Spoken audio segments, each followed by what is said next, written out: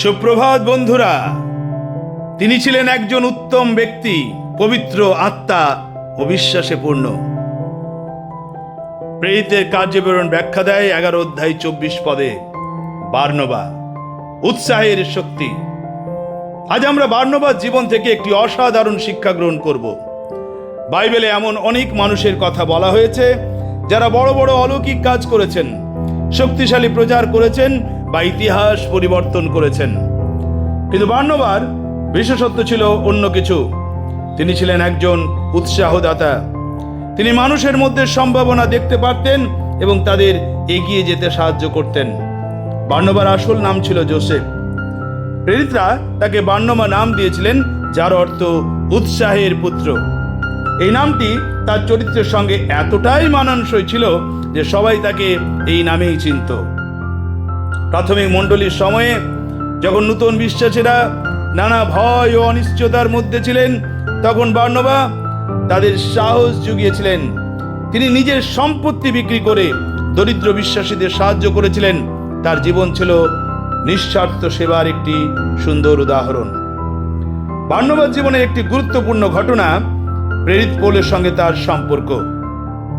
যখন শৌল বা পৌল খ্রিস্ট ধর্ম গ্রহণ করেছিলেন, প্রভু যিশুর অনুসরণকারী হয়েছিলেন, তখন অনেক বিশ্বাসী তাকে বিশ্বাস করতে পারেননি, কারণ তারা জানতেন এই মানুষটি একসময় খ্রিস্টানদের নির্যাতন করতেন। কিন্তু বার্নবা তার মধ্যে ঈশ্বরের কাজ দেখতে পেরেছিলেন।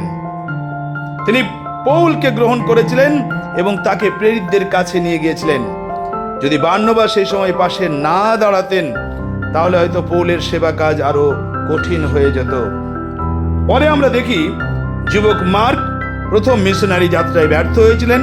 অনেকেই তাকে আর সুযোগ দিতে চাননি, কিন্তু বার্নবা আবারও একজন মানুষের মধ্যে সম্ভাবনা দেখলেন। তিনি মার্ককে দ্বিতীয় সুযোগ দিলেন। পরবর্তীকালে সেই মার্কেই সুসমাচারের লেখক হিসাবে পরিচিত হলেন। প্রিয় বন্ধু, আজকের পৃথিবীতে সমালোচকের অভাব নেই। মানুষ খুব সহজেই অন্যের ভুল খুঁজে বের করে, নিরুৎসাহিত করে এবং হতাশ করে। কিন্তু বার্নবার মতো মানুষ খুব কম যারা অন্যকে উৎসাহ দেয়, সুযোগ দেয় এবং তার পাশে দাঁড়ায়। আমাদের পরিবারে, মণ্ডলীতে, কর্মস্থলে এবং সমাজে অনেক অনেক মানুষ আছেন যারা হয়তো শুধু একটি উৎসাহের বাক্যের অপেক্ষায় আছেন।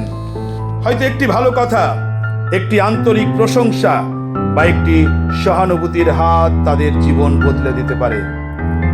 বার্নবার জীবন আমাদের শেখায় ঈশ্বর শুধু মহান প্রচারকদের ব্যবহার করেন না, তিনি এমন মানুষকেও ব্যবহার করেন যারা অন্যদের গড়ে তোলে। আজ আমরা নিজেদেরকে প্রশ্ন করি, আমার কথাগুলো কি মানুষকে উৎসাহিত করে নাকি নিরুৎসাহিত করে? আমি কি অন্যের মধ্যে কোনো ভালো সম্ভাবনা দেখতে শিখেছি? আসুন আমরা বার্নবার মতো হই। আমরা যেন এমন মানুষ হই যাদের উপস্থিতিতে অন্যরা সাহস পায়, আশা পায় এবং ঈশ্বরের দিকে আরো এক ধাপ এগিয়ে যায়। প্রার্থনা করি, হে প্রভু, বার্নবার মতো একটি উৎসাহদায়ক হৃদয় আমাদের দান করুন, যেন আমরা অন্যদের ভুল নয় সম্ভাবনা দেখতে শিখি।